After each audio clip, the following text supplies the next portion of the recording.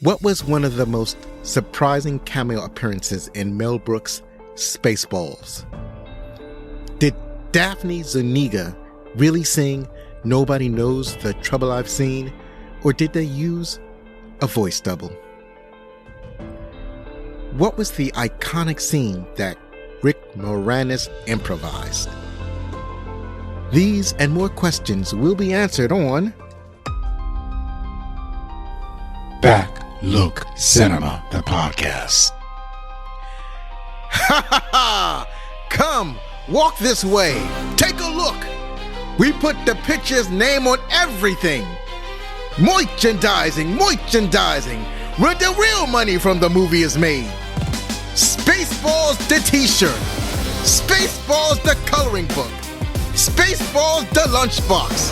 Spaceballs the breakfast cereal. Spaceballs the flamethrower. The kids love this one. And last but not least, Spaceballs the doll. Me. May the thwart be with you. Adorable. Hi, my name is Zoe. It's spelled Z-O or Z to the O for those of you outside of the U.S. Welcome back, friends. This is the 205th episode of Backlook Cinema, the podcast, where we take a look back at the movies of yesteryear, especially the movies of the latter half of the last millennium. If you like what you're about to hear, then please tell your family, tell your friends, your rogue pilots, your runaway bride princesses, your droids of honor, and your Moogs. That's a combination of a man and a dog, and that makes him his own best friend. Tell them about Backlook Cinema. After Return of the Jedi, my friends and I pretty much figured that Star Wars was done. Sure, there would continue to be comic books, games, cartoons, and novels, but I don't think any of us had any hope of more movies being produced. Then, in 1987, a film came along that was, for me, the greatest Star Wars parody that ever premiered in theaters. Spaceballs. It's different than Hardware Wars in that instead of directly spoofing Star Wars, Spaceballs would be its own story with characters and events that strongly resemble the characters and situations in Star Wars movies. Spaceballs also has the advantage of referencing all three of the space fantasies film up to that point. Spaceballs is the brainchild of Mel Brooks, who is well known for his film parodies and is commonly taking on multiple roles as writer, actor, director, and producer. For Spaceballs, Brooks developed a relationship with George Lucas and even had one of Lucas's companies handle some of the post-production. Incidentally, Lucas sent Brooks a letter after its premiere saying he thought he was going to bust something from laughing so hard. Lucas also told Brooks had he not chosen to parody Star Wars, this movie would have succeeded as a great adventure movie. I didn't actually get a chance to see Spaceballs in theaters. I saw it at home on video. As a matter of fact, come to think of it, I have never seen a Mel Brooks movie in theaters. I don't even think I understood that these movies were premiering in movie theaters. And sometimes they would catch me off guard. Like, I remember Young Frankenstein. I just noticed that it was on HBO one day and it was one of my favorite movies. I never realized that it had been in theaters. And for some movies, I was like too young for, like Blazing Saddles. I think that came out in 1971 or something like that. I can't remember. Anyways, I remember that was it. To me, Blazing Saddles felt like an old movie. And at the time, I really wasn't into Westerns. So even had I watched it, I wouldn't have understood the references to Western cinema. At any rate, I really enjoyed this movie. Another one I really liked was History of the World Part 1. So going into Spaceballs, watching it at home, I knew it was going to be good. It's spoofing one of my favorite movies. So, of course, I was going to have a great time. And I wasn't disappointed. Even upon this rewatch, I truly enjoyed this movie. So let's get into it. Let's talk about Spaceballs and the opening credit. Spaceballs, Chapter 11 from 1987.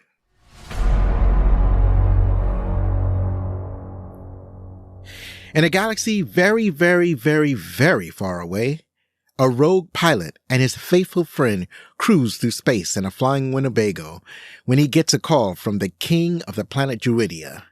His Royal Highness begs the pilot and offers the pilot money to rescue his daughter, who's been kidnapped by the corrupt minions of President Skroob from the planet Spaceballs. For the pilot, this is a big ask. The Spaceballs have a massive military, and he only has his tiny spaceship and his best friend. The danger would be immense. He could actually get killed in this attempt. Despite the poor odds, the rogue pilot has a little bit of honor within him. So he's not doing this rescue just for the money. He's doing it for a shitload of money. Spaceballs was released June 24th, 1987, produced by Brooks Film and Metro-Goldwyn-Mayer. It grossed over $38 million in the US and Canada on a reported budget of $22 million. And that's not great. Unfortunately, that means that this movie is kind of a flop. And I'm not exactly sure how it compares to other Brooks films, but at least this one did not do well. If we translate it to today's dollars, that would mean that the movie would have grossed $108 million if it were released today, and the budget would have been $62 million. That's pretty bad. And I'm glad that it has like a fan following. This is a cult classic by definition, because I feel that everybody that I've talked to that I've watched this film has enjoyed it. Spaceballs stars Mel Brooks as President Skroob and Yogurt. He is, as of this recording, 99 years old, and he's going to be a player in Spaceballs 2. In this role, he's not going to be producing and directing and writing. He's just acting, and I think he deserves the rest. He will be 101 if he lives to see this release date in 2027. And he's still working. In fact, the last project he did was called Flower of the Dawn. It's a short that came out in 2025. I think it's an animated show. I'm not exactly sure. I should have paid more attention. But he does a lot of voice work, so this may have been some voice work. Some other movies that he's appeared in that you might be familiar with is To Be or Not to Be, The Muppet Movie, Robots, and Mr. Peabody and Sherman from 2014. Also starring in this movie is John Candy. He plays Barf the Mole, also known as Bartholomew. You may have noticed him in Planes, Trains, and Automobiles. Uncle Buck. Splash. It's funny because I remember watching Splash, but I don't remember seeing him in Flash. That means that it's time for a Splash we watch. But also, he's been in one of my favorite movies, Brewster's Millions, which we covered in episode 153. And in that episode, we featured Stephanie Graham from the Nosy as Fuck it's called Nosy AF. It's called the Nosy AF podcast. This also stars Rick Moranis as Dark Helmet. You may have seen him in Parenthood, Little Shop of Horrors, which is one of my favorite musicals that I've yet to talk about on this podcast. But another movie that he was in that we did talk about was Ghostbusters on episode 141, featuring Harvey Laguerre from the Men Are the Prize podcast. Bill Pullman is Lone Star. He's also been in Independence Day, Lost Highway, and Lake Placid. Here's the funny thing. Every year I've been wanting to do Independence Day, but I always want to do it on the week of July 4th. And because I don't know how time works, I always forget to make this, to record that podcast. But I am going to do it in 2026, there will be an Independence Day on the week of Independence Day. I'm going to put a pin in that one. Daphne Zuniga plays Princess Vespa. You may have seen her in The Fly 2, or maybe you didn't. I don't know if that a lot of people saw The Fly 2. Also, Melrose Place is where most people might know her from. She's been a prominent character in that show and also on One Tree Hill. Dick Van Patten plays King Roland. You may have seen him in Robin Hood Men in Tights or Westworld from 1973, not the HBO series. We're talking about the original movie, but I'm more familiar with him as the dad in 8 is Enough. I used to watch that show religiously. And so it was delightful seeing him in Spaceballs. George Weiner played Colonel Sanders, and you may have seen him in A Serious Man, Not Another Teen Movie, or Fletch. Michael Winslow plays the radar technician. And honestly, he's a comedian. He has this gimmick where he does sound effects with his mouth and lips. He's like a human beatbox, like the way Dougie Fresh was the original human beatbox, or who else did it? I'm thinking Dougie Fresh. There's Reddy Roxy, who was a compatriot of the Fresh Prince and DJ Jazzy Jeff. And, it was an art form. And Michael Winslow took it to the next level because it seems like he could sound like anything. And he really featured those skills on Police Academy. That was why he was there. When he's on the Police Academy series of movies, his main thing was, or his main gimmick was doing sound effects with his mouth. And he would play pranks on either the instructors or his classmates in that series. And he's been in every movie in the Police Academy series. And I think he was also in the short-lived TV series. And so he was a mainstay. The only other movie of note that he was in was Gremlins. He was, I think that he played the voice.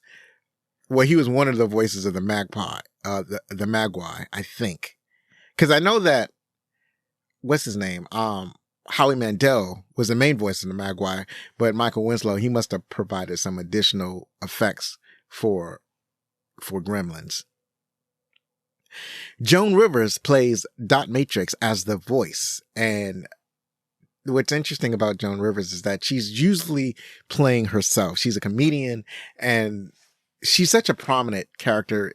Or a prominent woman. So if she's in a movie or a TV show, she's either playing herself or she's playing a character that resembles her. So that's because she's such an outside personality. She's such a gigantic personality. So you may have seen her playing herself in Iron Man 3 or Shrek 2. Lastly, we have Lauren Yarnell Jansen playing Dot Matrix. She was actually in the costume, and she's a dancer and professional mime, and she's often uncredited in her roles. And you might have seen her in The Wild Wild West Revisited, which was a TV special, or Bye Bye Birdie, where she was like one of the roles where she's not actually credited. This movie was directed, of course, by Mel Brooks, and you might have seen some of his other movies. The Producers, History of the World Part 1, Blazing Saddles, Young Frankenstein, High Anxiety, or Robin Hood Men in Tights, some of those that I mentioned before. And as with all of his movies, he wrote this movie as well. He wrote this movie with Thomas Meehan and Ronnie Graham. So Brooks, if you're familiar with him, like I said, he's writing all of his own stuff. So some of these things you might have seen, such as the Get Smart TV show, which I, for some reason, did not realize that this was his show. He created and wrote, and he was the showrunner for Get Smart. It was one of my favorite shows. And he also wrote The 12 Chairs, 10 from Your Show of Shows, Silent Movie, and Life Stinks. And obviously all of the movies that I mentioned where he directed, he wrote those too. Pretty much anything where Mel Brooks is the producer and the director on, he probably wrote that movie. Also, Meehan, and he's more of a TV writer. He's written many Tony Award ceremonies, or he was one of the writers for various Tony Award ceremonies. He's a writer of TV movies like Annie or 1984. And with Brooks, he wrote To Be or Not to Be and The Producers. Graham is an actor, comedian, and writer, and he actually played the priest in Spaceballs. You may also have seen some of the other various works that he's written, such as Finders Keepers, To Be or Not to Be with Mel Brooks, and he's written for various TV shows.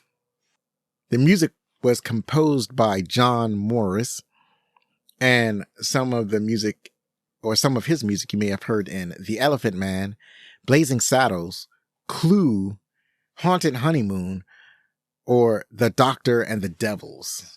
I don't know why I wrote that. I have no idea what that is. And I want to highlight the soundtrack also.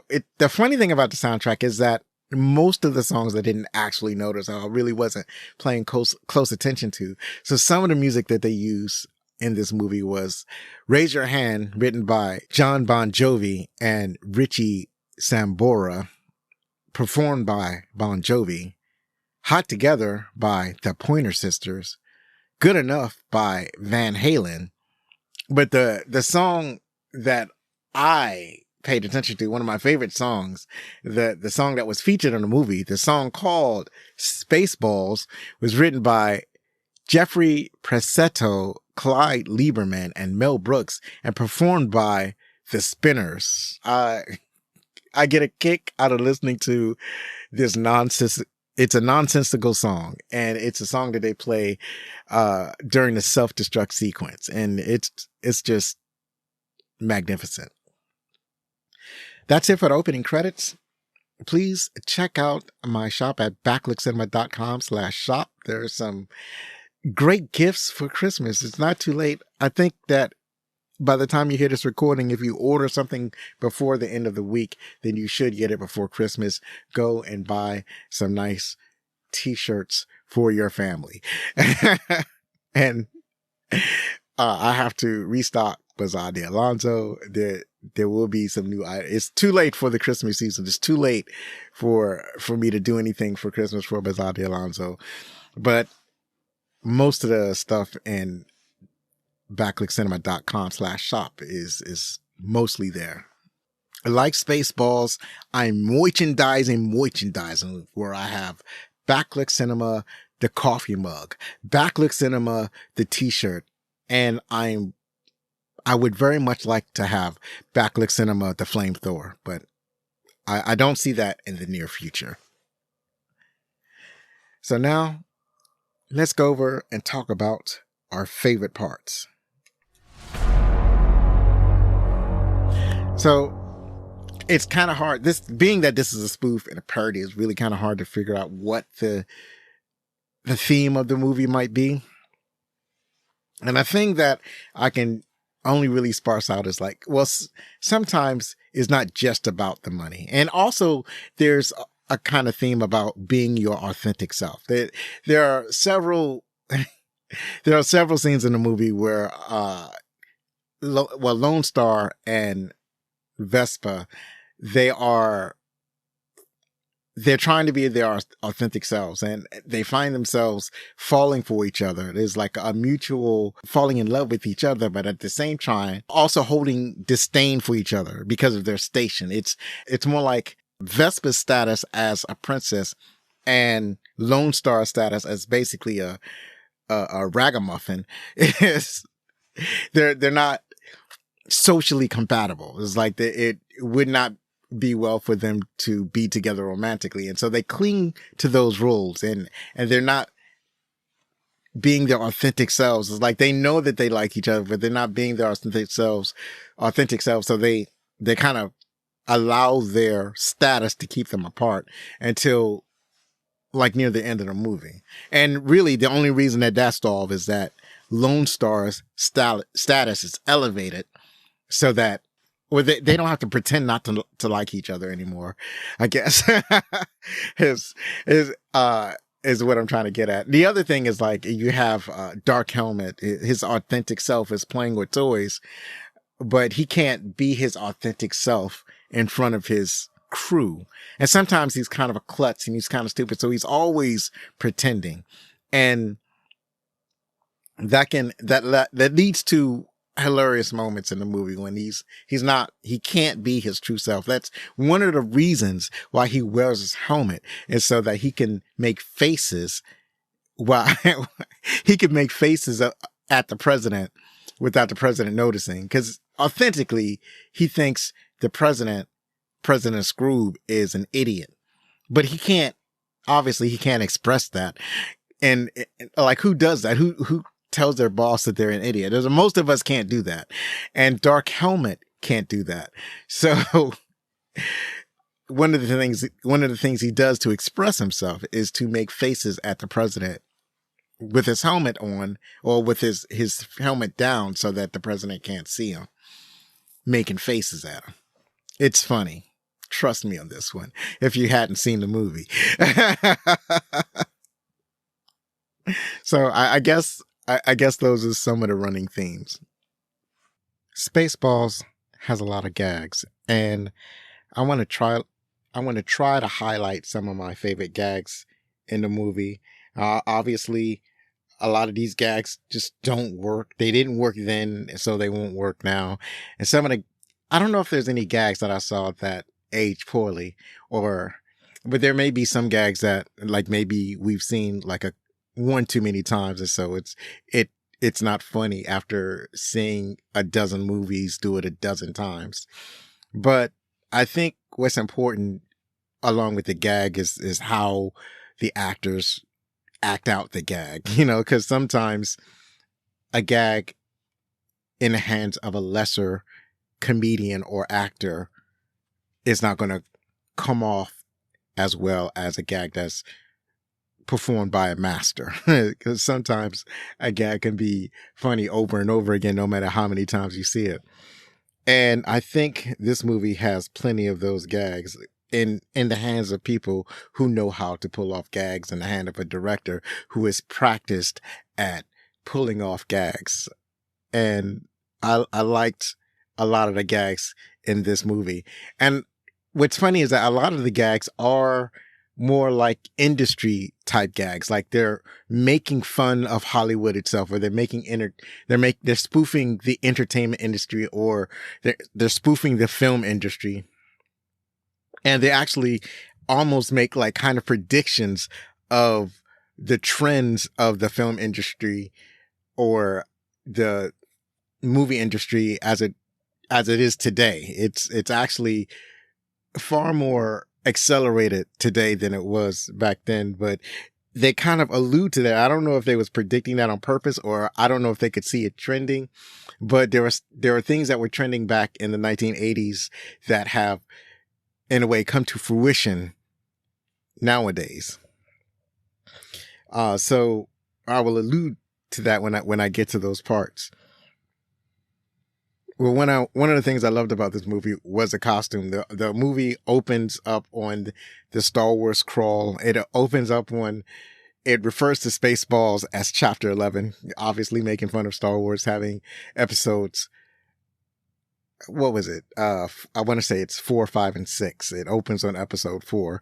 It's like, and at the time, nobody really knew what that was in reference to, except for George Lucas kind of saying that he had intended to have some movies before this one, or he just wanted the movie to feel like it was part of like the serial of movies that were not serial or movie serials.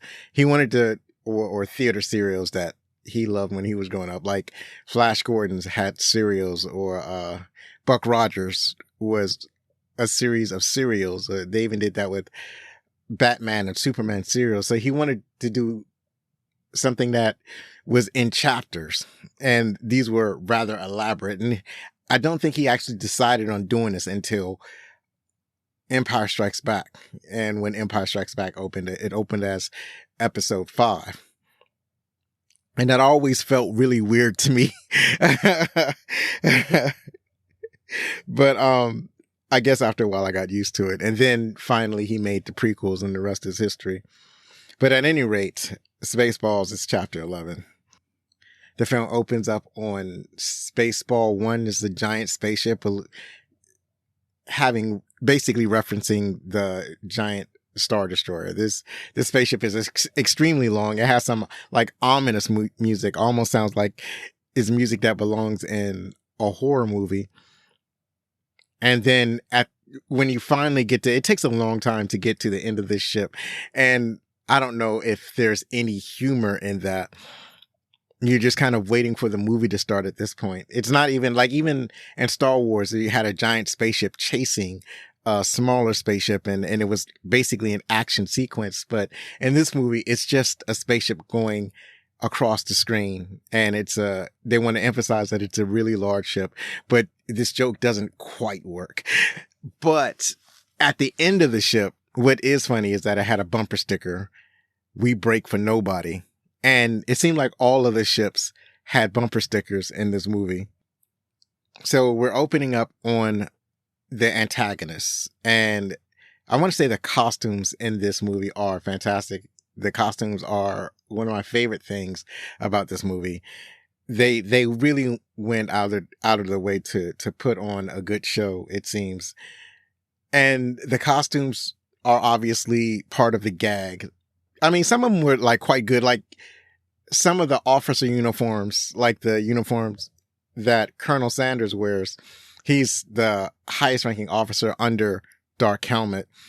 And he has a really nice costume. It's like a leather vest deal in a military style with regular cloth sleeves and leggings or whatever. But this looks like it would look good in a serious sci-fi drama. There's nothing really jokey about it. But then he's surrounded by lower officers, and they are all dressed in these white suits that are reminiscent, this white armor that's reminiscent of stormtroopers, except on top of their head there's a sphere, because the name of their people are Spaceballs, and they're from the planet Spaceballs. And so they got these balls on the top of their head, and that's their helmet. So it's funny looking. It's not like outright funny, but it's funny looking with their black and white costumes. But it just looks nice. And I really liked how well everything is just nice. It's just really good. And then you have Dark Helmet. Now he's the real gag. And I didn't realize this when I first watched it. I was quite young when I first saw it. So I didn't realize that Dark Helmet, the silhouette of Dark Helmet was supposed to be that of a giant dick. So you had his helmet is obviously shaped like a circumcised penis. And actually, even Darth Vader's helmet is sort of shaped that way. But like when you look at Darth Vader's helmet, it's more like a samurai helmet. But if you change the shape subtly, like they did in Spaceballs with Dark Helmet, then you get a giant helmet that when you look at it from behind looks like the head of a penis. And then because his entire body is like, it fits under the helmet, you get the shaft of the penis and then the head of the penis, and that's Dark Helmet. And I didn't realize that's what that was a gag. I didn't realize that. So there's that going on. And when I look at it now, it's not like I'm laughing out loud, but I understand why it's funny. I think what's funny for me was that Rick Moranis was playing this role, and he's just a funny guy. And this is the first time that you kind of see Rick Moranis as somebody who's in charge of the situation. He is the man that everybody fears. And seeing this after he's like playing a dork on like Ghostbusters is like a different experience. Being on Spaceballs 1, they're just kind of setting up the story. They're explaining that Spaceballs, the way they run their planet, they're running out of oxygen or running out of breathable air. They've ruined their atmosphere. And so I mentioned some of the themes earlier, but that was, I think I missed this major theme, is that it's talking about climate change. It's in reference to what's happening to planet Earth, and what might be Earth's fate is that we might ruin our atmosphere. And that's what the planet Spaceballs is referencing. So they've ruined their atmosphere and they have to replenish their atmosphere. That their atmosphere is so bad that you have like President Skroob, and he runs around with cans of air, and he opens the can and he breathes the air, and the air happens to be from a planet called Druidia. And on the can, it's Perry Air. Get it? Perry Air. It's funny. It's okay. Maybe it's not that funny. It's amusing. That's what it is. So what their plan is that they're going to find a way to steal the atmosphere from planet Druidia. I don't know when they hatched what their exact plan was, or when they decided to hatch the plan. I know what eventually happens and how they eventually get the air from Druidia, but that's what they plan to do. They're on their way to Druidia to steal the atmosphere. Now, Druidia is protected by a physical shield so that no one can get into or off planet because of this impenetrable transparent shield. So they actually have to figure out a way to take the shield down so they can steal the atmosphere. On Druidia, you have the princess. She's being married off to a prince that she is not in love with, and she's not even infatuated with. The prince is exceedingly boring, and she doesn't want anything to do with him. But because she's a princess and he's a prince, is pretty much the only person that is available for her to marry. But being that she doesn't want to marry him, she hatches a plan to, she doesn't even have the plan. She's at the altar and she decides to just run away, and she drags her robot with her robot being Dot Matrix. So she's a runaway bride. She hops into her Mercedes-Benz spaceship and she takes off running away. In the meantime, you have a flying Winnebago. It's literally just a Winnebago with wings attached to it, flying through space. You just have to accept it. It's not even funny. It's just amusing. And it kind of looks cool too. It's almost like the way little kids imagine that their cars are actually spaceships, and you just live through your imagination. That's how the Winnebago in space works. On a spaceship is Lone Star and Mog. No, actually, his name is Barf the dog. It's Barf the Mog. Barf is a Mog, which is a half man, half dog.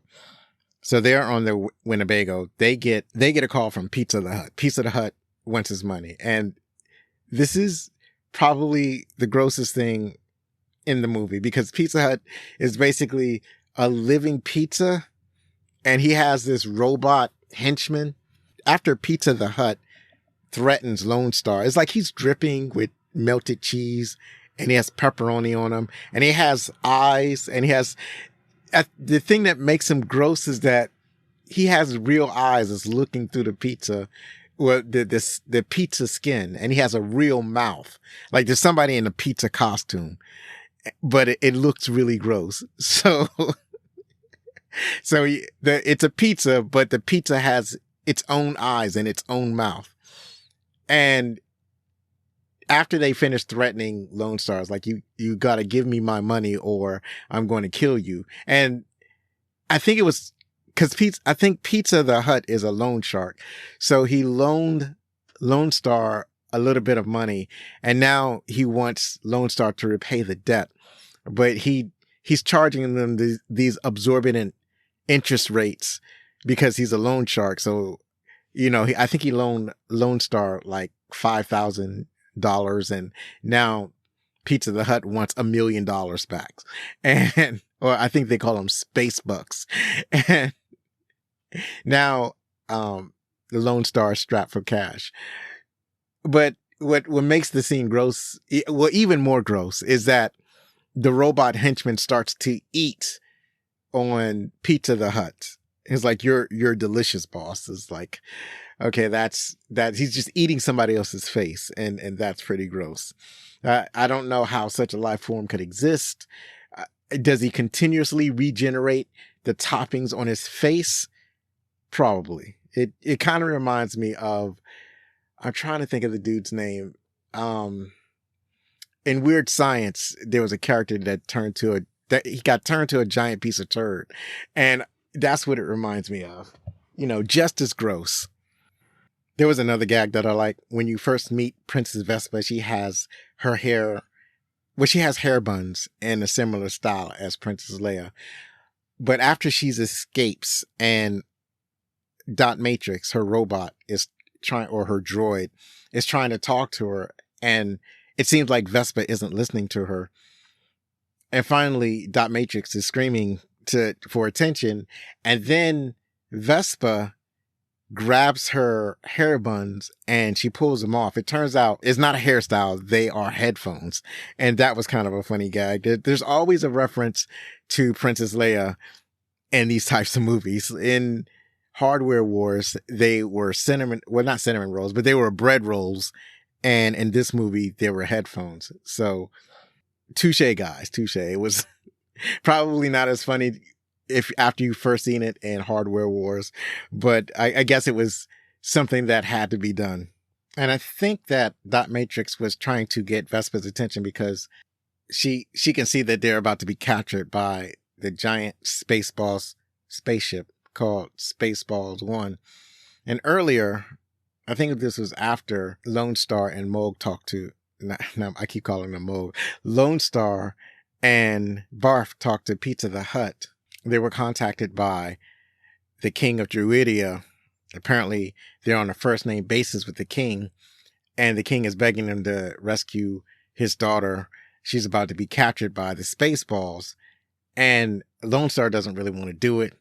He's like, it's too dangerous. I don't want to do it. I could die. And so the king offers them $1 million space bucks, and because he has to pay back Pizza the Hut, he takes the job.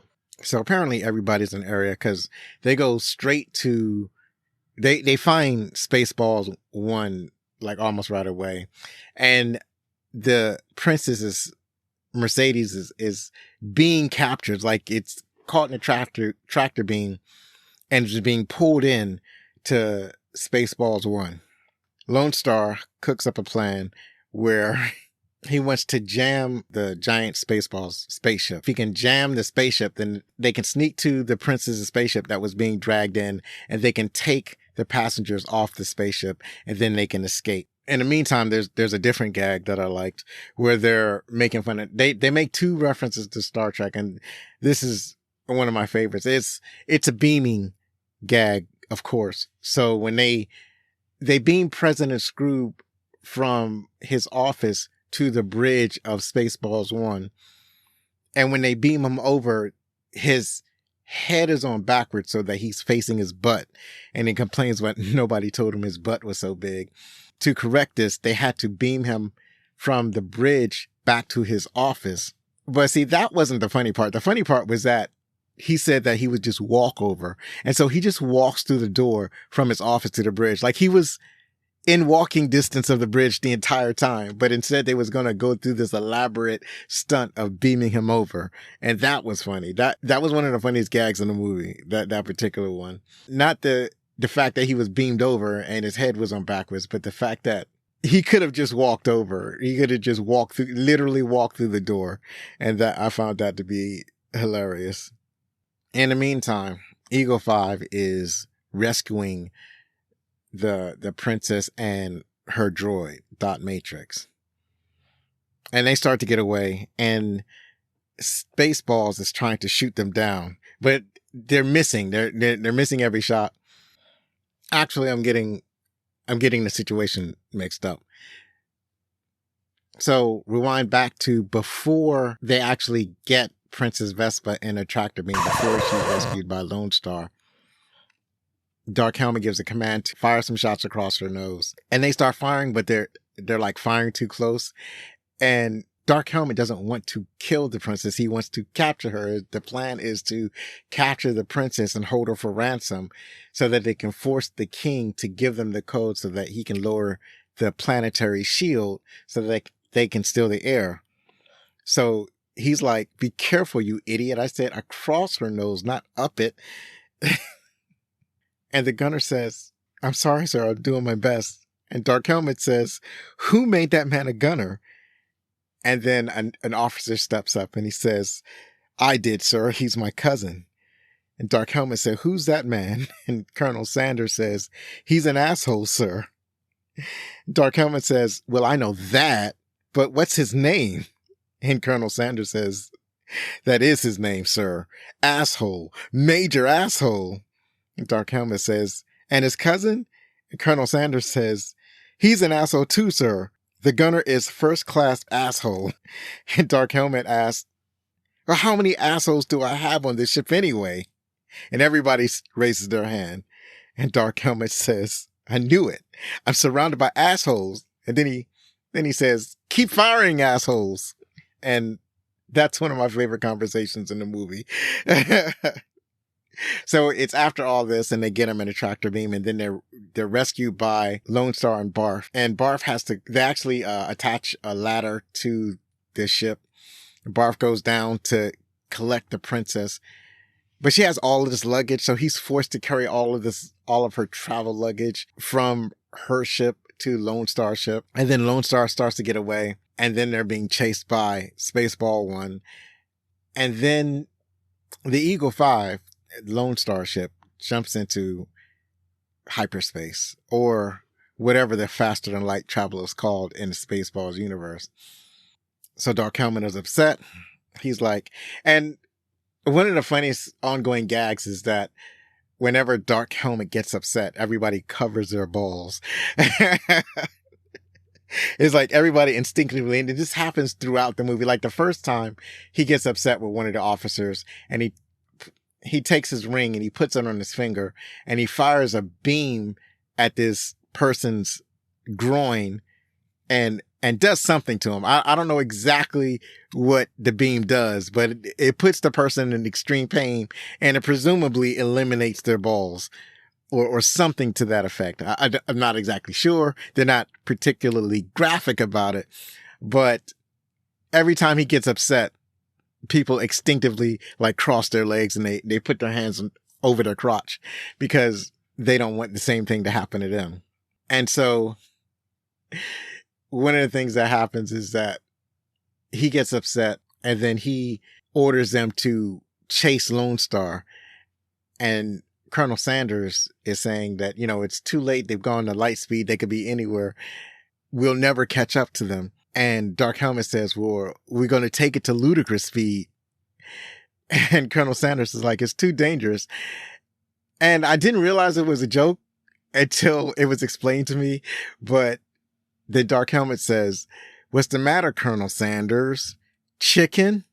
Now, I've always known that Colonel Sanders is in reference to Colonel Sanders from Kentucky Fried Chicken. That part was obvious to me, but it never occurred to me that when Dark Helmet was calling Colonel Sanders a chicken, that he was directly referencing the restaurant, in case for the slow people who didn't realize that they were talking about Colonel Sanders from Kentucky Fried Chicken. And so Colonel Sanders is like, prepare ship for ludicrous speed. He's so afraid to go to ludicrous speed.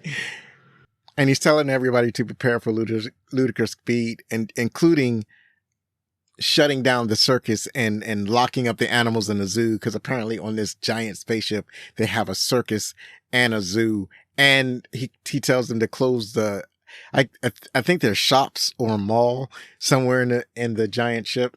And so Dark Helmet forces them to go to ludicrous speed, and they go super fast, super gag or whatever. I mean, there's a gag where Dark Helmet is being thrown back and forth because he doesn't want to get into a seatbelt. And then it's so fast that he's like just hanging on to, he's off the floor and hanging on to like a pole or something.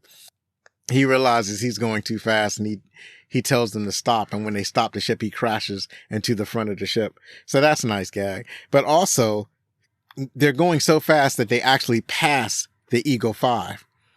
And they see, like the Eagle 5 sees a streak of plaid colors go past them. And Barf comments that they've gone plaid. Now, what's funny about that is that there is a Telsa called the Plaid. And this is probably one of the most advanced and one of the most sophisticated cars. And I've always believed that the Telsa Plaid was in reference to Spaceballs. It had to be. That's the only thing that makes sense to me. Predictably, the Eagle 5 runs out of gas, crash lands on a desert planet. This is where Lone Star and the princess, they don't see each other for the first part of the trip. So after they crash, Lone Star and the princess meet for the first time. And they already have some preconceived notions of what the other person's personality is like. So Lone Star believes the princess is ugly and stuck up. And the princess believes that Lone Star is dirty and homeless looking and basically a poor human. But then they see each other and they're immediately smitten, and it's hard for them to each be angry at each other. But there's kind of a barrier because the princess is still extremely spoiled and doesn't realize the danger that she's in on this desert planet. And Lone Star is somewhat intolerable of the princess's snobbiness, and he also has a kind of attitude about him. But at any rate, they have to find a way to survive on this planet. Meanwhile, you have Spaceballs 1. After it stopped, it has to go look for where the Eagle 5 is and where that crew is at. So this is where they have compartments on a bridge, and one of the compartments is Mr. Rental, and they open up Mr. Rental, and there's a bunch of DVDs. No, not DVDs. Before DVDs, they had a bunch of VHS cassettes, and there's a bunch of different movies. One of the movies in this Mr. Rental compartment is Rocky 15, and they make another reference to Rocky later on. But the other movie that's already in VHS form is Spaceballs. And it's a question of how can they already have a VHS of Spaceballs while the movie is still playing, like during the movie. And then Colonel Sanders gives this weird explanation about how they got advanced technology where they can make the cassette even before the movie is finished. So they pop in a cassette and they fast forward and they get to the point where they're looking at themselves on the monitor, and they're at the exact moment that of that point in the movie where the audience is watching. And then they do a kind of Abbott and Costello who's on first gag, and that's really funny. But then they fast forward again and they find out that where the Eagle 5 is crash landed. So now they can just go there because they watched it on video for a movie that's not even completed yet. But what's interesting about that is that I had alluded to this earlier. It gives a commentary on how quickly movies are going from theater to home. It's like if a movie is good, it might be able to stay in the movie theaters for 6 weeks, maybe 8 weeks. But if a movie does poorly, like if it has a poor opening, the movie might hit the streaming services in as little as 2 weeks. It might not. And I believe this all started in the pandemic when they were simultaneously releasing movies on at home and in theaters because people couldn't go out. But the problem is that they got used to this idea, and while they couldn't always do a simultaneous premiere at home and at the movie theater, what they started to do is shorten the release window, where if a movie doesn't make money automatically, like right out the gate, then it's almost like instantly on home video. It's crazy. And I think what happened is that people are getting to the point where they don't really feel like they need to go to the movies anymore. They can just wait just like a couple of weeks, or they're willing to wait the whole 4 weeks for a good movie.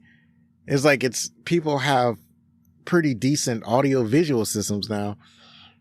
So it's not even worth it for a lot of people to actually go to the movie theater. That's why they wait for the biggest, most bombastic movie to encourage them to go to the movie theater. Otherwise, they'll just wait at home. There's so much entertainment at home. There's so many streaming services. There are actually a lot of high quality movies and TV shows that are being streamed now, to the point where they don't have to go to the movie theater to see high quality entertainment. They can just watch whatever they're watching already. And then when the movie finally gets to where it's streaming at home, then they'll just watch it at home. And it's almost like Spaceballs predicted the simultaneous home theater release date model, because that's almost what the videotape gag is showing. As I'm recording this, a deal was just announced that the biggest streaming platform, Netflix, just bought one of the biggest movie theaters in the world, being Warner Brothers, which also owns HBO, which also owns DC Comics. And Warner Brothers has all of this content under its umbrella. And because it's a streaming platform, it really doesn't have an incentive to produce movies for movie theaters. I would like it to continue to produce movies for movie theaters, but they don't really have an incentive to do so, or it doesn't seem like it to me. I guess time will tell. But at any rate, it will most certainly shorten the window between the time the movies is in theaters and the time movies are available at home. But if they want people to go back to the movie theater, then they have to widen this window once again. Some movies, they should wait for like 6 months or go back to waiting a year before they release it at home. And that will incentivize people to go to the theater, because part of seeing a movie is the FOMO, the fear of missing out. That's why a lot of these, especially like some of the more popular movies, people don't want to be spoiled they don't want to miss out on an event. So they'll pack the theaters for this event. But if people feel like they don't care about being spoiled, or they don't need to know right away, then they won't go to the theater. So I think that's part of it also. I invite you to the conversation. Why don't you tell me what you think about the phenomenon? This is a subject that's been talked about online, in podcasts. It's various people have various opinions about the threat that movie theaters are under, and if it going to continue as a going concern.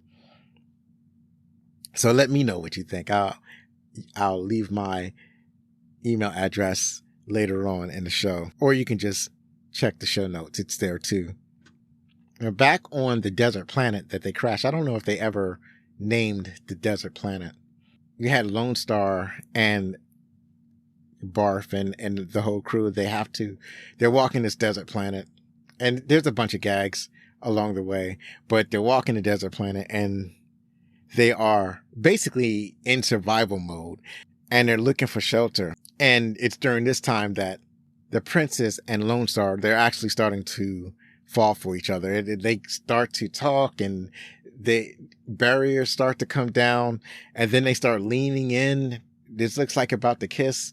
And next thing you know, an alarm goes off, and the alarm is coming from Dot Matrix, and she has a panel on her chest. It said Virgin Alarm, and Dot Matrix explains that she has a Virgin Alarm, and it goes off before Lone Star does, and that's a pretty funny gag. It's a very silly gag. I love the silly gags in this movie, and that's one of my favorite ones. It's definitely one of the ones that I remembered from when I watched it a while ago. When was the last time I watched this movie? I don't know. Back in the 80s. Maybe I watched it in the 90s. It was a while since I've seen this movie before. But that was one of the gags I remember. I remember because it's so stupid. So finally, they pass out in the desert because of the heat. And they get found by the dinks. And the dinks are obviously in reference to the Jawas. And they grab the unconscious people and they bring them to their lair. Meanwhile, Dark Helmet and Colonel Sanders, they're on the planet. They're looking for, now they got to search this whole planet and try to find Lone Star and the crew. And one of the things I mentioned that I love the costumes. So instead of Dark Helmet having on his regular black suit, he has on like a large safari hat, but it's so large that it covers his entire head like his helmet does. And he has a little window that opens up so that he can look out with binoculars. And then he has a safari outfit, like a regular safari outfit. I think it's a t-shirt and shorts. It's like so he has this gigantic hat and t-shirts and shorts. So I like, it's almost like attention to detail, and it's a fun detail to have Dark Helmet have a different outfit. Lone Star and the crew, there's 4 of them, right? So there's Lone Star, Barf, Dot Matrix, and Princess Vespa.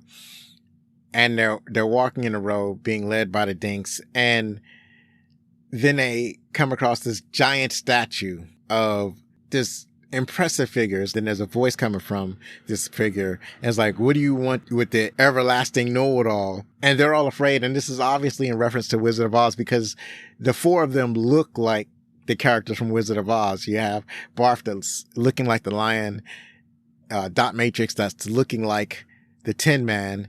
And so that leaves Lone Star as the Scarecrow and Princess of Druidia as Dorothy. So, and it's kind of funny. And then, and a door opens up in front of the statue and Yogurt walks out, and they all know who Yogurt is. I don't know why they didn't recognize, or maybe they did recognize the Yogurt statue. I can't remember. Anyways, so Yogurt immediately agrees to help them. It's Mel Brooks, and he's obviously on his knees. And that's part of what makes it funny. And my favorite gag is, I referenced it in the beginning.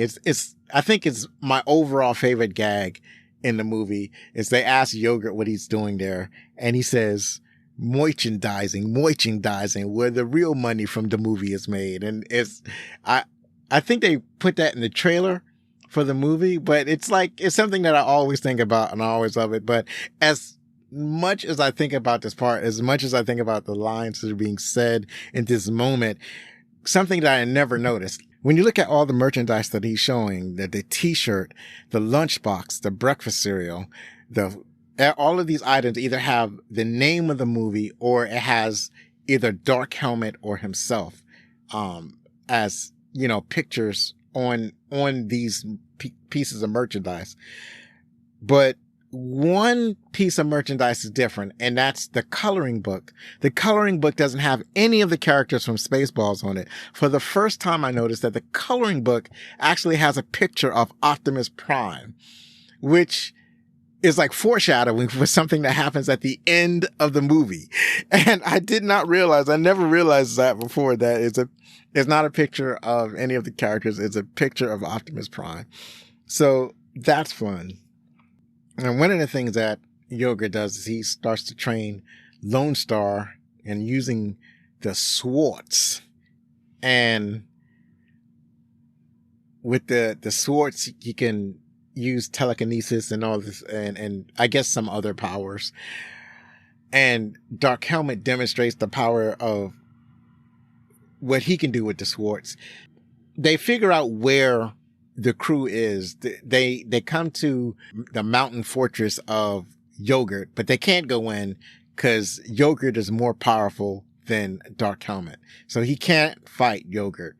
So he cooks up a plot where he uses his version of the thwarts to call to Princess Vespa using telekinesis and a little bit of hypnotic suggestion.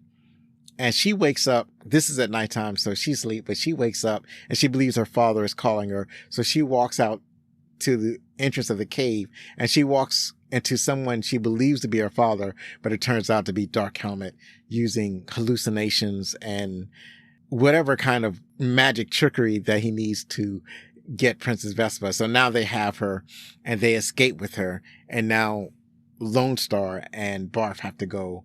And I can't remember. I think Dot Matrix is also with the princess. So it's up to Barf and Lone Star to rescue the two of them. With Princess Vespa, what happens is that Dark Helmet and Colonel Sanders, they talk to the King of Druidia. They said that if you don't give us the code to your shield, your impenetrable barrier, we are going to give Princess Vespa her original nose. Vespa has had a nose job, and what they're threatening is that they have their own plastic surgeon, and they're going to restore the nose the way it used to be. And she had this gigantic, ugly witch nose. So it's like an unnaturally large and broken nose that she used to have. The king can't bear this, so he gives up his codes, and his code for the shield that protects his planet is 1, 2, 3, 4, 5. To which Dark Helmet says this is something that an idiot would use on their luggage. So later on, when they tell the President Skroob, he comments that he needs somebody to change the combination on his luggage because it's the exact same combination on his luggage. So in reference to him being the idiot that would have that kind of combination. At any rate, they use the code, they open the shield. By this time, Lone Star has caught up with them. And they see that the spaceship is changing because they're trying to figure out how they're going to steal this atmosphere. And the spaceship starts to change. And then Barf comments, oh, it's a transformer, which is what the coloring book was referencing when we see it. So the coloring book was basically foreshadowing the fact that the Spaceballs 1 spaceship was transforming, and it transformed to a giant maid with a vacuum cleaner. And this resulting construction is called Mega Maid. Mega Maid puts the end of the vacuum over the opening of the shield and then flips a switch on the vacuum to start sucking up Druidia's air. It's sucking up the atmosphere, and you can see the people start to faint because they're losing oxygen. It's an old-fashioned vacuum cleaner, so it has a bag, and you can see the bag starting to fill up. And Lone Star and Barf are trying to figure out what they're going to do. So Lone Star, he hears the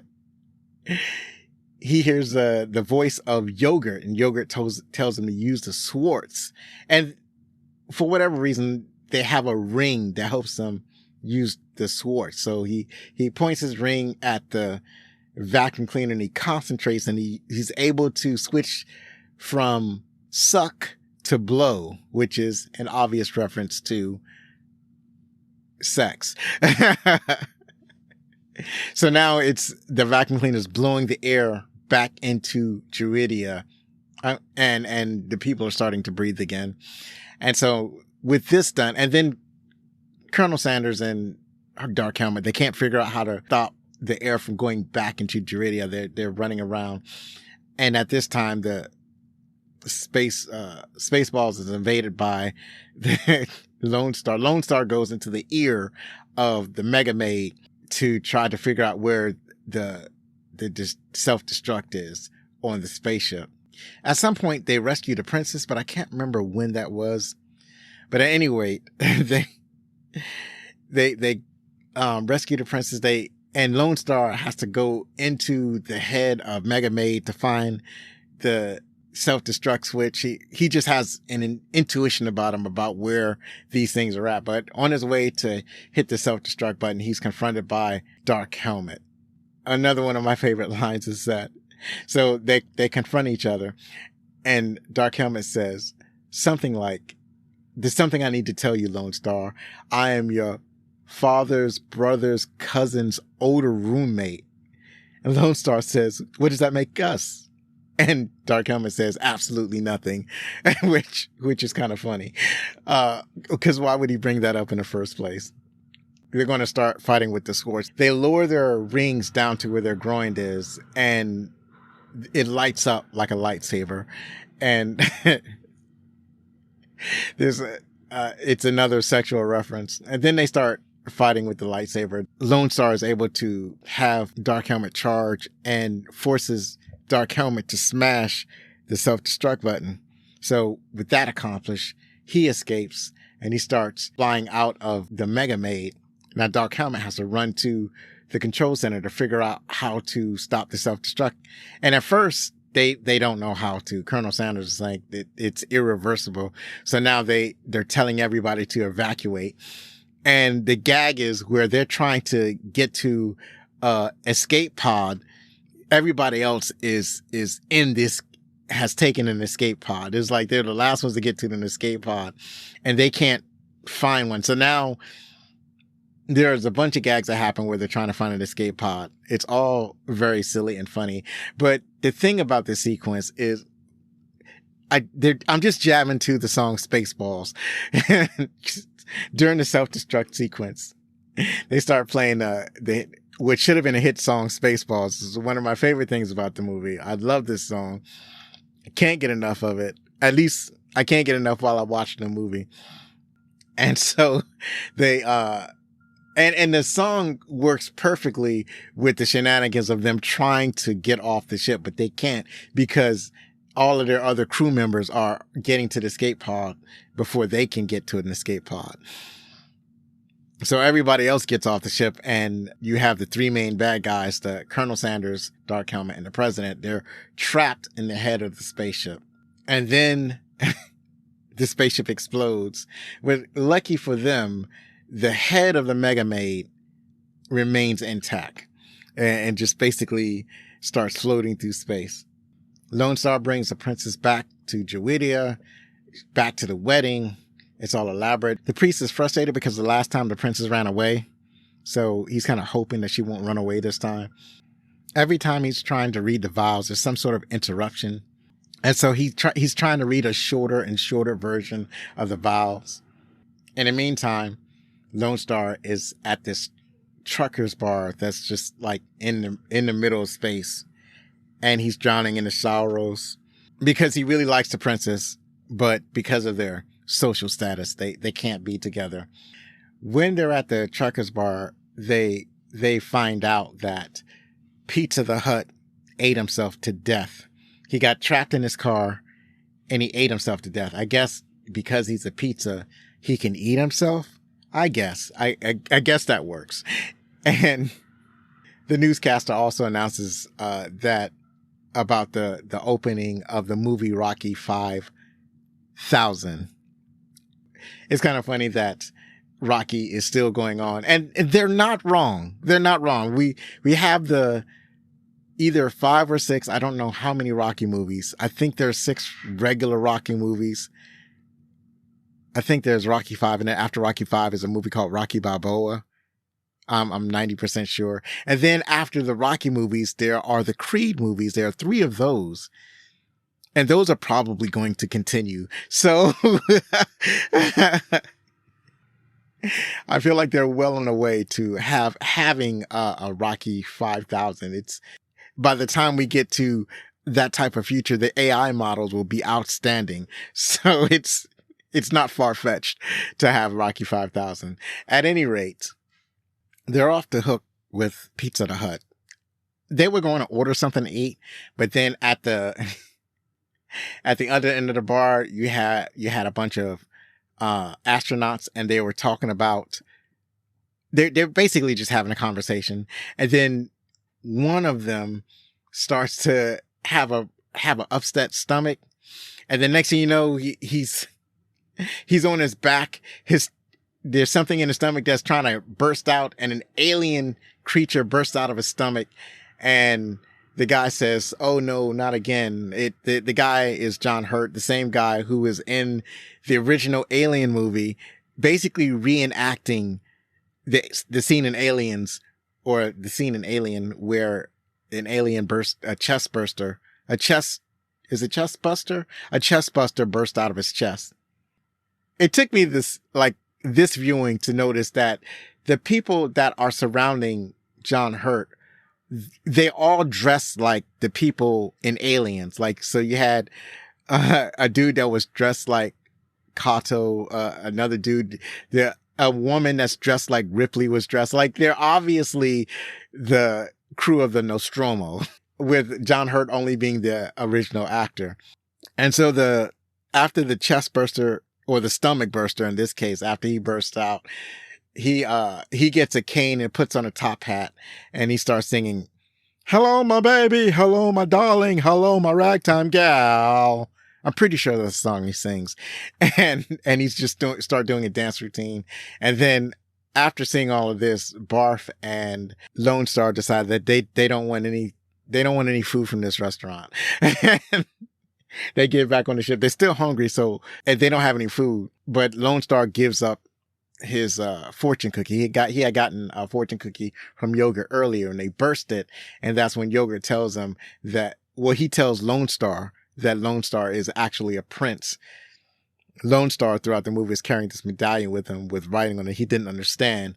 And Yogurt had translated that the medallion meant that he was a prince. Didn't say what he was a prince of, but that he was a prince and that he was worthy, or that he had the right title to marry the princess. Yogurt also gave them a special NOS fuel so they can hurry up and get back to Juridia. And then he interrupts the wedding, and then he ends up marrying the princess instead of the sleepy prince that she was originally going to marry. The sleepy prince was called Prince Valium, and that's obviously another gag. And so he basically rescues the princess from having to live a life being married to someone that she would rather not be married to. And we may get to see what happened in that marriage, because the sequel, Spaceballs 2, is in production, and Bill Pullman's son is going to also be in that movie. So I'm excited to see how that's going to work out. And I need for them to call it Spaceballs 2, The Search for More Money, because that is the title that Yogurt said the movie was supposed to be in this movie. It was really fun to watch this movie again. If you haven't seen it, especially if you are a fan of Star Wars, I highly recommend it. If you're a fan of sci-fi, you really need to watch the movie. It's almost like this is like required viewing for people who enjoy science fiction and fantasy. And it's just a lot of the jokes I feel still hold up. Even the jokes that are not laugh out loud funny, they're at least amusing, which is something I really appreciate. So that's it for some of our favorite parts. Did I hit some of your favorite parts? Let me know what I missed and we can have a discussion. So let's go on to our top 10 trivia. Top 10 trivia from IMDb, and at least I think most of this, if not all of these, are from IMDb. So we'll start with this one. The Millennium Falcon from the Star Wars saga makes a cameo appearance in this movie. Take a close look at the exterior of the shot of the space diner, and it can be spotted parked there among all the other space vehicles. George Lucas got the chance to read the screenplay before production began and loved it so much that he decided to have his special effects company, Industrial Light and Magic, help make this movie. And I don't know if I've ever noticed the Millennium Falcon in the shot. Even on this viewing, I didn't notice that. I had to go to YouTube and find the shot. And there it was. It was actually, I don't even think I went to YouTube. I think I just typed it on Google search or whatever, and there's a still of it because it's in plain sight. It's like they're not trying to hide it from, but I think there are so many other ridiculous vehicles in this parking lot that it can be hard to miss. Like besides Lone Star's own Winnebago, there are other Winnebagos. There's a space shuttle and there's a flying saucer or a couple other goofy vehicles. So if you're paying attention to all these other vehicles, the Millennium Falcon can be missed, but it's very obvious. It's very prominently featured. It's not the right size. It's like, because obviously the Millennium Falcon is not the same size as a Winnebago. It's a little bit larger than that. Even the space shuttle, it's like too small for it to be the same size as a Winnebago, but it's there. It's not like in some of the other movies, like in Star Trek First Contact, there's a Millennium Falcon in the scene, but it's so tiny and so small that you can barely make it out. And there are a couple of other movies where the Millennium Falcon has a cameo where you can just barely make it out. But in this movie, in Spaceballs, it's clearly seen, which I greatly appreciate it. Mel Brooks stated that he personally obtained George Lucas's full permission to parody any and all things Star Wars related, but on one condition: that absolutely no merchandise of any kind be produced from this movie.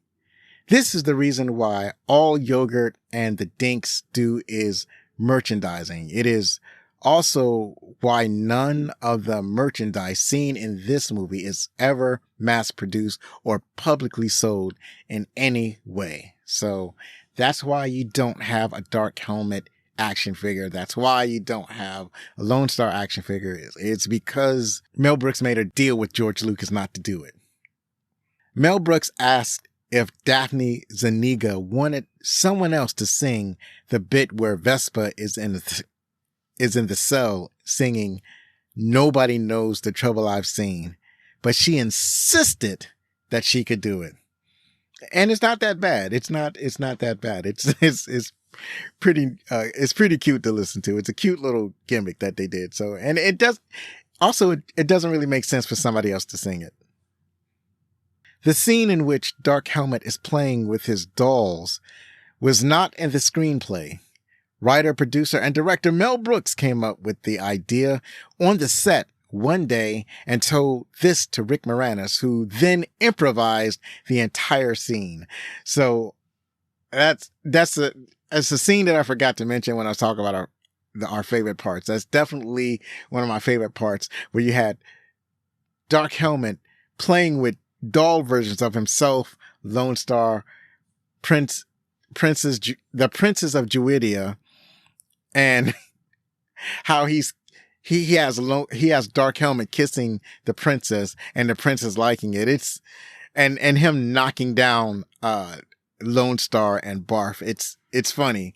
And then when the Colonel comes in and Dark Helmet has to hide the fact that he's playing with action figures, and he asks, "Did you see anything?" And the Colonel says, "No, sir. I didn't see you playing with your dolls again, sir." The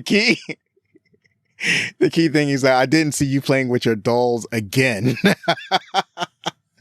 So definitely one of my favorite parts. In the DVD audio commentary, Brooks speaks about how difficult it was playing the character Yogurt. The gold-colored makeup gave him a terrible rash on his face and neck, necessitating the shooting of most of Yogurt's scenes out of sequence. And since he had to walk around on his knees, they were hurting constantly, even though he was wearing knee pads. Brooks also goes on to say that in spite of the difficulties, he enjoyed playing Yogurt tremendously and that it was all worth it. Now, he's supposed to be playing Yogurt again in Spaceballs 2. I seriously doubt that he will be on his knees in this movie. Of all of the jokes in this movie, Brooks says that the two he is most proud of are the running gag about merchandising, which is one of my favorites, Spaceballs breakfast cereal, Spaceballs the t-shirt, etc., and Colonel Sanders renting Spaceballs before it was finished, which is something I talked extensively about. Sir John Hurt claimed that Mel Brooks talked him into self-parodying his role from Alien by making it sound like it would be a brief walk-on cameo. Only when Hurt came to the set did he realize that the entire scene was an elaborate spoof of the chestbuster scene from Alien. Hurt figured that he ought to have asked for a salary. You really gotta talk to these producers about what they want you for. During his scene, Michael Winslow did most of the sound effects. In the DVD audio commentary for the movie, Mel Brooks jokes that they saved around $1,000 by letting him do this. And that's what he does. That's why you bring him on the movie, so that he can do his sound effect shtick. The Barf costume was operated by 3 people. John Candy operated Barf's tail using a hidden control in his paw, while 2 assistants each controlled an ear. Candy's costume was powered by a 30-pound battery that he wore on his back. That's crazy. A full face mask resembling a wrinkled bulldog was originally constructed for the character Barf, but Mel Brooks quipped that if they were going to hide John Candy behind a mask, he might as well hire someone else for half the price. A nose and upper lip piece was tried next, which Candy approved. But again, Brooks did not. They finally settled on animatronic ears connected to a hairpiece, a small nose application, and a patch over one eye, just like the dog and Petey from the R Gang shorts. So, yeah, that makes sense. And that works. Also, hold on. There's one part that I meant to mention in my favorite part. It's probably one of the best gags in the film. It's when the President Skroob, he orders his men to comb the desert. Like, they're in the desert, they're looking for the crew of the Eagle 5, and they're commanded to comb the desert to find them so they can find the princess. And you have the troops out there, and the troops have these giant combs, and they're literally running the combs across the desert. They're combing the desert. I can't remember who asked who. It was probably Dark Helmet who asked Colonel Sanders, or maybe it was the other way around, if they were taking this too literally when they were commanded to comb the desert. And they said, well, that's what he said. He said comb the desert, so we're combing the desert. So they asked they asked two of the troops, like, have you found anything? And they say, no, sir, we haven't found anything. And then they go to another couple of men who are holding this giant comb up and say, have you found anything? And he says, no, we haven't found anything. And then they go to a third group and they ask, what about you? Have you found anything? And they're not holding a comb though. They're holding a pick. And I think they're 2 black men. I know one of them is black. I can't remember if both of them was black, but one of them is definitely black. And he looks up at Dark Helmet and he says, we ain't found shit. And that was funny. I don't know why it's so funny, but it's super funny. I think it's funny because they found a pick and they're frustrated because not only do they have to literally comb the desert, but they got to do it with a pick instead of a comb like the other troops have. The other troops have combs. They got to do it with a pick. So of course they're going to be upset and frustrated and angry and venting that frustration on their superior officers. And the trooper that says, we ain't found shit, that was Tim Russ, who would later play on Star Trek Voyager. And apparently he's going to be reprising his role on Spaceballs. I don't know if he's going to get a promotion, but he will be in Spaceballs too. So that's it for the trivia and for my last bit of one of my favorite parts. And now we're going to see what the critics thought. The critics have it at 52%, and the audience has it at 83% on Rotten Tomatoes. It's huge disparity. It's a huge difference. It's crazy how different that is. Now, IMDb Reviews has it at 7.1 out of 10. Kathy Burke from United Press International wrote, "This send-up by director Mel Brooks incorporates the silliest aspects of all the major space adventures of the last decade, and the whole is a hilarious combination of its parts. And I have to agree with that. Harper Barnes from St. Louis Post-Dispatch wrote, "It probably will do fairly well with kids and younger adolescents who haven't heard the bad puns and seen the sight gags 1,000 times before." I don't know. I think this movie would do well with anybody who really enjoys science fiction. Yes, some of the gags were kind of worn out, but it's such a well-acted movie that it's still enjoyable. Robert W. Butler from Kansas City Star wrote, "Spaceballs doesn't aspire to art. It's perfectly happy to provide at least 2 good laughs every minute. It's not a bad batting average." Nope, it's not a bad batting average at all. And then Bruce R. Miller from the Sioux City Journal wrote, "Brooks tries to lampoon so many films, he ends up with scenes that are hopelessly out of place. The Lawrence of Arabia and Rambo references stretch the laughs a bit too far, particularly since he doesn't puncture Star Wars as much as he could." And it's probably true that he could have put a lot more Star Wars gags in there since he was dealing with all 3 movies and not just, or he had access to all 3 movies, and not just the first movie. But it's not like Mel Brooks to kind of spread out the gags to different genres and different movies. Like he has a couple of Star Trek gags. He has gags that make fun of the industry. Like I mentioned the VHS gag. There's also a gag where they're doing a close-up of Dark Helmet and the cameraman basically bumps into Dark Helmet. So it's like just kind of silly stuff like that. There's a thing with the stunt doubles. So they're chasing the bad guys are chasing the good guys throughout the ship, and the good guys jump through this door that's closing. And when the bad guys get the door open, they think that they've caught the good guys, but instead it's the stunt doubles. It's like an industry joke that they caught the stunt doubles instead of catching the actors, the principal actors. And then there's another thing where Dark Helmet and Lone Star, they're fighting with the lightsabers, but they're getting really wild and out of hand with it, to the point where Dark Helmet is swinging so hard that he starts swinging at the sound crew and the director. That's well, it's probably the second unit director. I don't think it was Mel Brooks, but it's basically the crew. He goes off the set and starts swinging at the crew, and then Dark Helmet has to apologize.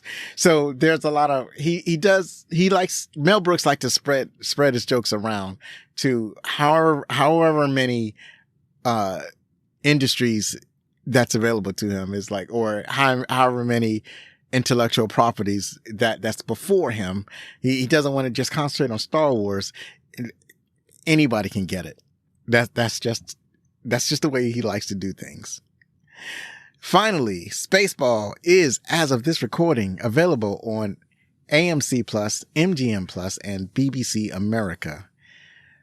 On the next episode, I'm going to have a little bit of a different format. Recently, I had a chance to watch the new adaptation of The Running Man, and I'm a huge fan of the first adaptation, and I've just recently read the original novel, and I thought it would be great to compare these different versions and how they're different, how they're alike, and how I feel about them. You can follow us on Blue Sky, Threads, TikTok, Instagram, and sometimes Twitter. Please contact us with any questions, comments, or suggestions at fanmail@backwardcinema.com. Please rate and review on your favorite podcast app. And if you're listening on YouTube, please like or subscribe or leave a comment below. We'd love to hear from you. One last time, if you like this show, then please help us grow by spreading the word on Backward Cinema, the podcast. Believe me, it matters. I've been Zoe Richardson. Be safe, share a movie from yesteryear with your family, hug your loved ones, and if you're going to be anything, be outstanding.